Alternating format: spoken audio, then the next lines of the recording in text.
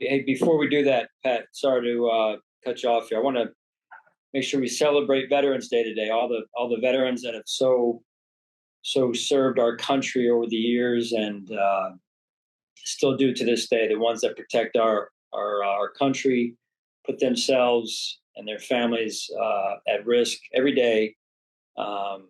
Just want to celebrate and honor those that have served our country so well over the years and really given us our freedom. So just want to make sure we celebrate that. It's a great day to do that here. So including Coach Smiley here just next door to me and his service that he's given to our country and now that he gives to the Buffalo Bills. So time is yours. Good afternoon, Coach McDermott. Pat Freeman from the Buffalo Criterion. How you doing today? Doing well. How are you? I'm okay. My first question to you was, how did you come out health-wise? Do you have an update with the health of the players? Yeah, here's what I can give you. Keon Coleman will not play. Reggie Gilliam and Amari Cooper are improving. Both are improving. We'll see how they do. Dalton Kincaid has a knee, as you guys saw in the game. We'll see how he fares the next couple of days. Spencer Brown has an ankle. He's sore. He did return, as you saw. We'll see how that unfolds the next couple of days. Balin Spector, as you guys know, popped a calf last Friday. He is on IR. And then Matt Milano will open up Matt's window starting this week. He will not play in the game, but will open up his practice window this week. One other question for you, Coach. I know pre-snap penalties are one of your pet peeves. You had 5 in the first half, 8 in the game. How do you handle those things as far as moving forward to get those cut down? Yeah, we have to. We absolutely have to, and that's just the bottom line. I don't have any better explanation or more indirect way to say it or direct way to say it in this case, but it is what it is. We got to get it changed. We can't keep beating ourselves like that. And one other thing, Coach, you did an excellent job as far as your coaching staff of making the adjustment against the run. Jonathan Taylor had, I think, 107 in the first, but only 7 in the second half. What did you guys do to tighten up your run defense? Well, I think we had better discipline, used better hands and defeating blocks, and were able to show up in our gaps with the different runs that they were running. And they had that big run in the first half, so that accounted for a huge chunk of those yards in the first half. All right, thank you, Coach. Have a good week. Oh, you too, Pat. Thanks. Hey, Sean. With Amari, we've seen him be out there on the practice field, limited capacity. We understand that's different than a game. What is the next step that he needs to take to go from the limited practice capacity to actually playing in games once again? Yeah, if I knew, I think some of it's pain tolerance and threshold, and so we'll just see. I don't know the medical terms that you're looking for there, John, and I just get my cues from Nate, and we go from there. You could say medical terms, and I wouldn't even know if they were actually medical terms or not. So I appreciate well, maybe I that. should have thrown a couple out there and tried to sell them to you right there. You would have sold them pretty easily. With Matt, you already ruled him out here. What is the progression you guys are looking at and the plan for him over the coming weeks for him to return to game action? Yeah, we're gonna take it 1 week at a time here. We'll see how this week goes, and really where we're at is it's been a while since he's played football here, and he's done a phenomenal job along with our trainers of getting back to now where he can get back out there and just take it 1 day and 1 week at a time. And those guys are going to reassess towards the end of the week and see where he's at, and then what the next week may hold for him.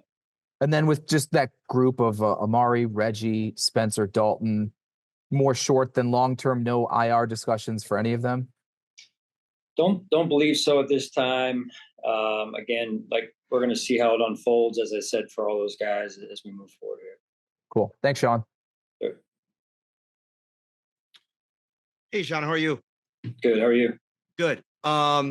Yesterday on the broadcast, at one point, and I don't know if you were doing it to Josh, so you could correct me or so you don't know what I'm talking about, but it looked like you kind of were like motioning to somebody, like kind of like just to breathe. Was that to Josh? And I'm interested, we think of him so far down the line in his evolution and maturation. How much do you at times still take it upon yourself for any of your players, but Josh in particular, to kind of remind them in the moment to breathe and just take it one play at a time? Yeah, no, I was actually talking to myself there, Matt. I do that at home sometimes as well, just talking about, hey, breathe, right? No, I mean, it may have been Josh, it may have been another player. Just trying to keep them in the moment, and that you have a good play, you have a bad play, and just to try and make sure that they're slowing their heartbeat down and taking it one play at a time. And those guys do a great job of that, led by Josh. There's so much ebb and flow week by week in the NFL world community. Who's up, who's down, and you look at a Kansas City Chiefs team that has re-envisioned what they are year after year, and this year obviously undefeated, finding ways to win. When you go up against a team like this that's doing that, a lot like you guys are, finding ways to win week to week, what are the challenges in preparing for a team that can do so many things even when they're not going right?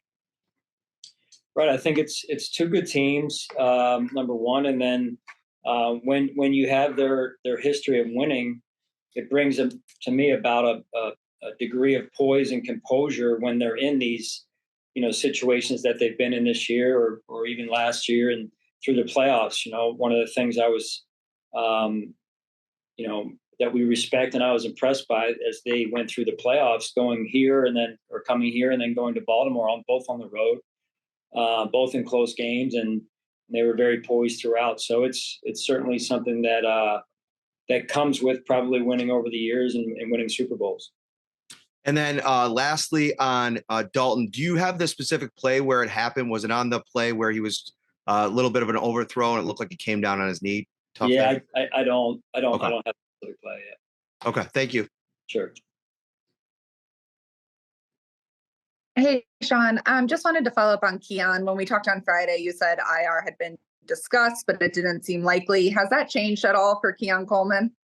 No, Catherine. It's we still feel, as far as I'm being told by the trainers, we still feel like he is improving. It's just not a situation where we expect him back this week. Thanks. Sure. Hey, Sean, John Worrell. Hi, John. Knowing this doesn't at all ease the past playoff losses against Kansas City, but what do you hope to see out of your team going into this, coming out of this weekend? Did you say going into or coming out of? Coming out.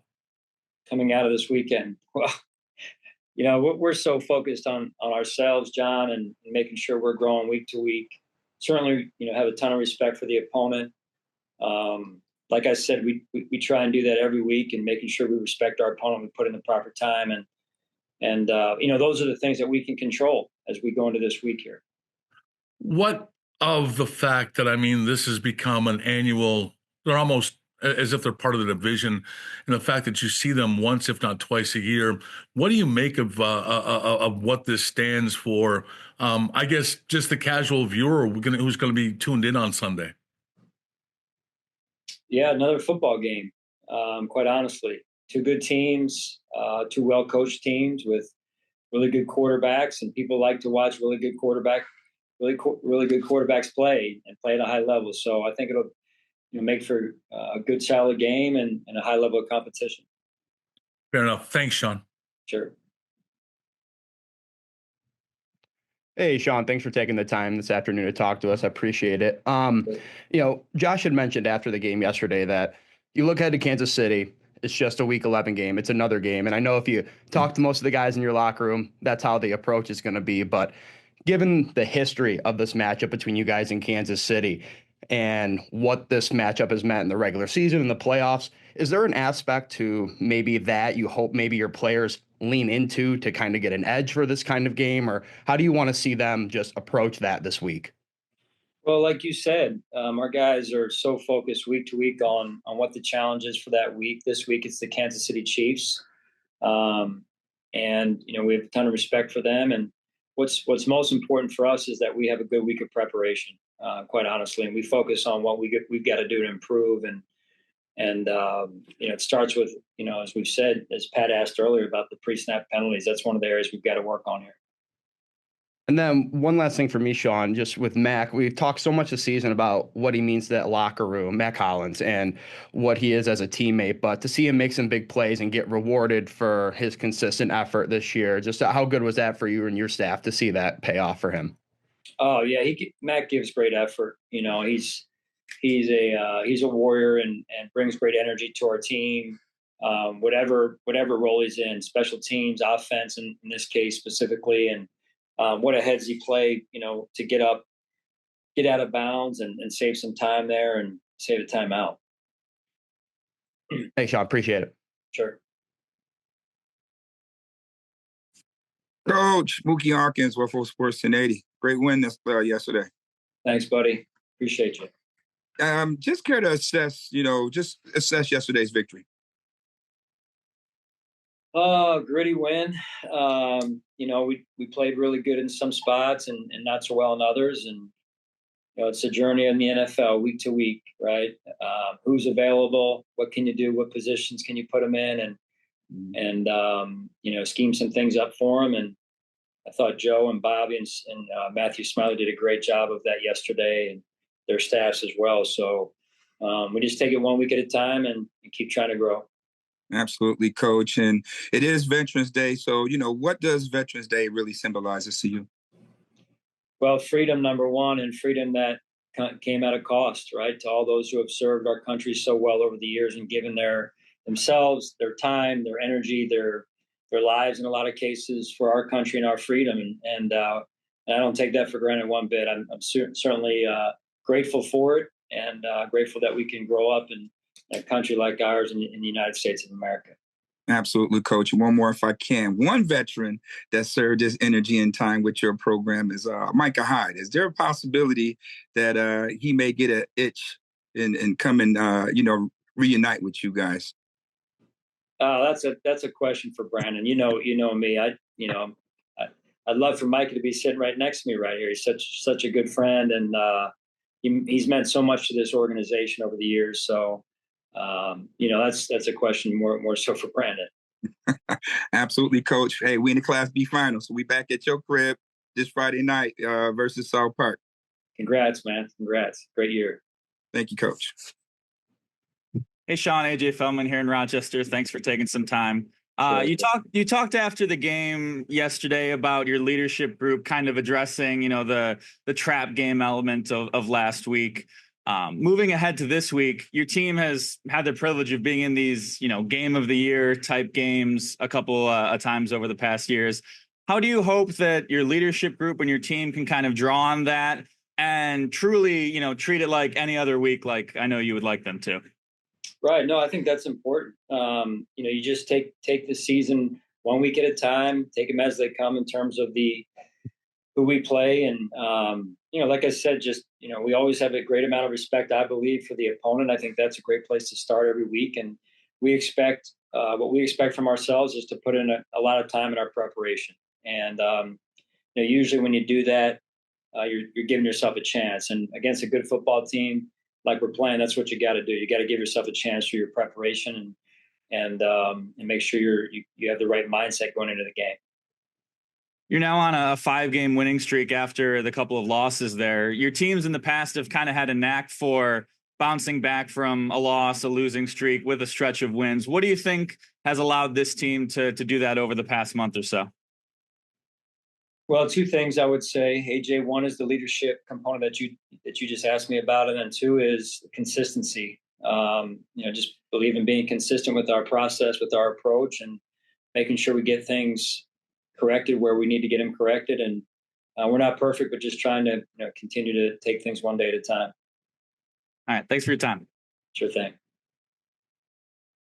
Hey, Coach, if you look at a point margin with both teams in the second half, the Chiefs and the Bills are top 5. The Bills sit second in the NFL at plus 77.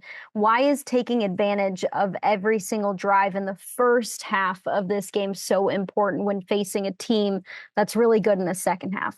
Yeah, no, good point, Matt. Every drive is important. Every play is important against teams like this.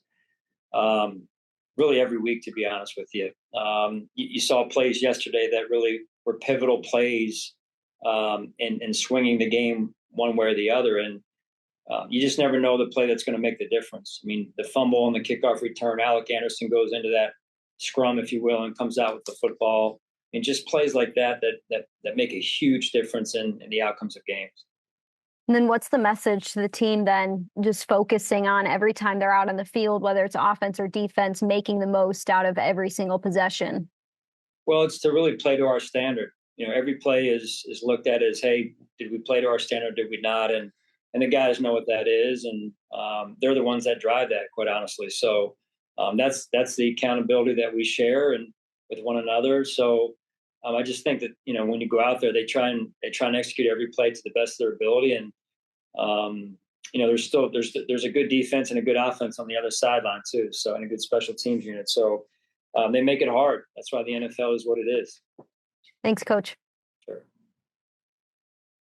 Hey, Sean. Joe has talked a lot about how he wants player input on what plays he runs and likes to run plays that players advocate for or want to see out there. What is your kind of view of that, and how have you kind of seen Joe evolve that into his play calling?